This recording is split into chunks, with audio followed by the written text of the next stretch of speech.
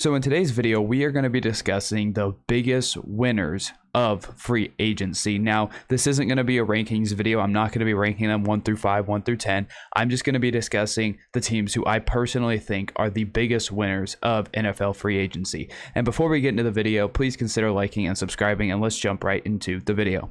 So my first winner of NFL free agency, I have the Los Angeles Chargers. Now, if we're looking at the Chargers additions, they got J.C. Jackson, Khalil Mack, and they extended Mike Williams. Those are the big notable moves that they made. And they also got Sebastian Joseph Day. So from those notable moves, I love every single thing that the Chargers have done. So if we first start with J.C. Jackson, they got what many people dub as the best corner on the market. He comes from New England, so you know he's going to be really, really good. He got paid fairly well. And so, you know, coming from New England and how great Bill Belichick can make any defensive player that comes to the NFL, he's going to bring that knowledge into LA to the Chargers, and he's going to help that defense that was kind of bad last year. Let's not lie, their defense was pretty bad last year.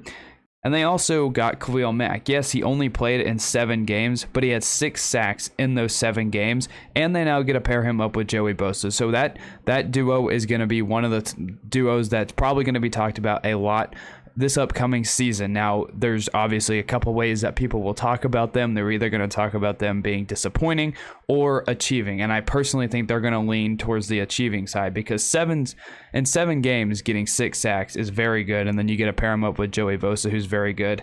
And then you add Sebastian Joseph Day, who's going to help with that run game. That was one of the worst run defenses, I should say, in the entire NFL last season. So that's really good for the Chargers on defense. And then just extending Mike Williams. We know the talent that Justin Herbert has, giving him a great receiving threat to still can throw to, along with Keenan Allen. I think the Chargers, based off the moves that they made, and in a division that's absolutely a dogfight right now, I love every move the Chargers made. And as an objective football fan, I think you can say that for the Chargers' sake, they love everything they did and they won free agency. Which leads me to the next team that is also in the AFC West. I have the Raiders. Now, their biggest additions are obviously Davante Adams. That's probably the biggest addition of this entire free agency period. It's a blockbuster trade, something that we all honestly didn't really see coming. We'll get into a team later that you could consider the biggest trade, but this trade was ginormous. But they got Davante Adams, they signed Chandler Jones, they extended Max Crosby, and they got Josh McDaniels as their head coach. So let's look at the less notable signings, because even without Davante Adams, I still think the Raiders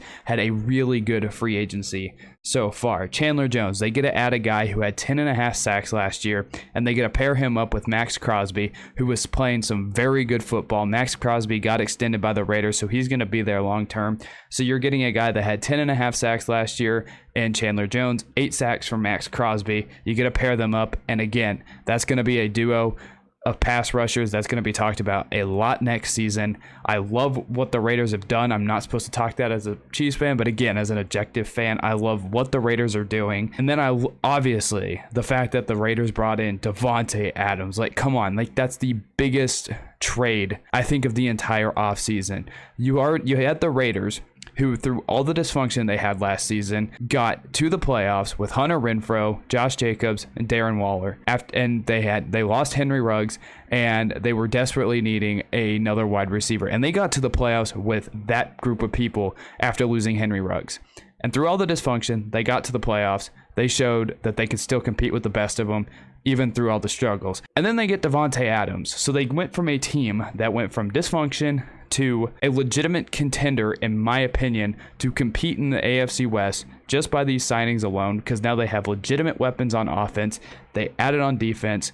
You get Davante Adams, who gets to play with his college quarterback, and then you get to pair those two up with Josh McDaniels, who spent those years in New England. The Raiders made some moves. I think the Raiders are sick and tired of being laughed at by a lot of people, and I think they're ready to go forward, go full steam ahead, and make a run at this division. It's going to be tough, but the Raiders, they made a lot of big moves, and in my eyes, they definitely made some winning moves. And then the next team, also residing in the AFC West. You can honestly just make an entire video, as I have, discussing the entire AFC West, because they were on full send. They were on 100 this entire free agency. But the next team I have as a winner of free agency is the Denver Broncos. Now, obviously, Russell Wilson alone made the Denver Broncos a winner in my eyes. I thought through all of last season that the Broncos were a quarterback away. They had a Super Bowl caliber defense in my eyes. I really did. I saw the Broncos. They play tough, gritty, hard defense. The defense was nothing to blame for anything bad that happened to the Broncos last year. They literally didn't have a competent quarterback. Sorry, Teddy Bridgewater, and sorry, Drew Lock. Those two guys are not winning you football games. The Broncos started off okay. They had a solid start to the season. It fell off towards the end of the year. I think they beat both New York teams and Jacksonville to start their season. So I think people got a little bit too high. Now their defense, that is something you can ride home about always, all the time. But adding Russell Wilson, come on, that is probably one of the biggest, and there's a good chance this trade can go down in history as one of the most talked about trades, because you have to think the Broncos haven't been good at the quarterback position since Peyton Manning retired in 2011, and they've played 11 different quarterbacks since Peyton Manning has left. So for the Broncos, who are getting Russell Wilson, who I have seen Russell Wilson slander on television all over the place. I try not to be a hot take artist. I don't see there's any value in hot takes, because they're not, hot takes aren't relatable with people. People want to see and listen to both sides of things. The hot takes don't resonate with a lot of people. So I never understood the Russell Wilson slander. The dude literally threw 40 touchdowns and only had 13 interceptions. The interceptions were a bit high, but 40 touchdowns, 13 interceptions in his last full season healthy. And the dude hasn't received an MVP vote. Russell Wilson was never the reason why the Seattle Seahawks were a bad team. Never. Not one. Never a reason why they were bad. It was a terrible mess. He never had an offensive line. The defense was hot garbage. Never had a running game. And only had DK and Tyler Lockett to throw to. So I don't understand why people are ever saying Russell Wilson bad. Go back. Look at Russell Wilson's stats. You won't regret it.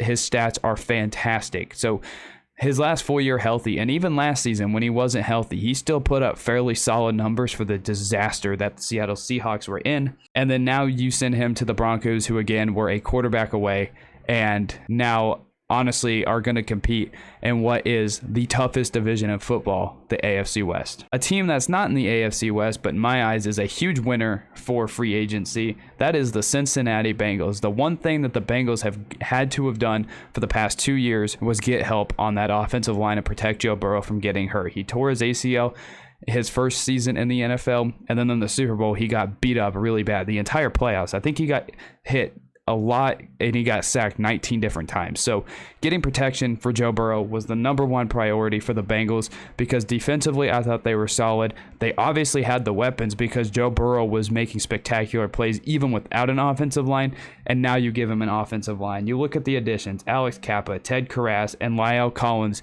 who they just basically stole away from the Cowboys, which is hilarious because the Cowboys are in a free fall right now, but I digress. You look at the Bengals. All the moves that the Bengals have been making, everything went to the offensive line. They wanted to protect Joe Burrow. They did not want Joe Burrow to turn into Andrew Luck, and I don't blame them. They were able to get to the Super Bowl with a disaster, a complete mess of an offensive line that literally at times looked like they had no idea what they were doing on the football field. But for Joe Burrow's sake, getting that offensive line revamped, now having more time to throw to his guys like Jamar Chase, T. Higgins, Tyler Boyd. And then you have the Bengals who signed Hayden Hurst, who replaces CJ Uzomah. So now he has a good tight end threat. So the Bengals, they went big. They spent money this offseason. And I think all these moves in the long run are really going to pay off in a tough division that they're in the AFC North, and in a really, really tough conference that is the entire AFC. So up to this point, every single team that has been a winner in my eyes has been from the AFC. And we have the one team from the NFC in my eyes who are a true winner of the NFL free agency, the NFL offseason so far, which is the only team that has done really anything of note in the NFC. That is the Tampa Bay Buccaneers. simply for the fact that Tom Brady's coming back. But if you look at the additions that the Buccaneers have, they got Tom Brady back after a 40-day retirement. They got Leonard Fournette to re-sign. They got Russell Gage. They were able to re-sign Chris Godwin, who was on the franchise tag. Got Shaq Mason from the Patriots for the offensive line. Re-signed Ryan Jensen and got Carlton Davis for their secondary. So the Buccaneers, Tom Brady comes back and they made moves. They made huge moves because everything really, it felt like the Buccaneers were in a stage of grief because Tom Brady retired and they really didn't know what to do.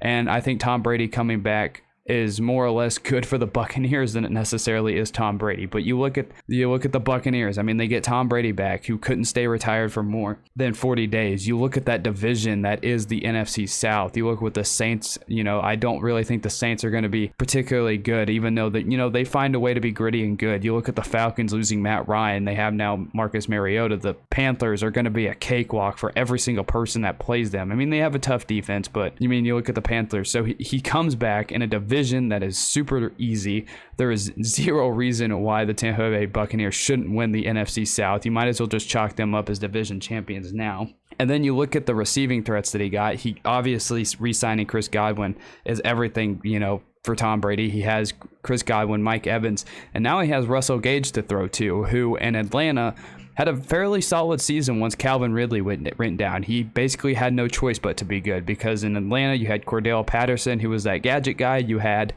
Kyle Pitts, who was a rookie tight end, and then you had Russell Gage, who again had to step up. He had no choice but to be good once Calvin Ridley stepped away from football. But if you look at the Buccaneers, I mean, they won because they got Tom Brady back. But if you look at the grand scheme of things, you look at the bigger picture, they literally just got a playoff spot right there for free. The NFC is so weak. There is no reason why the Tampa Bay Buccaneers shouldn't make the playoffs. There has to be some of the craziest things in the world to happen for the Buccaneers to not make the playoffs. But those are my biggest winners of NFL free agency. Give me who you think are big winners of NFL free agency down below, and I'll see you in the next one.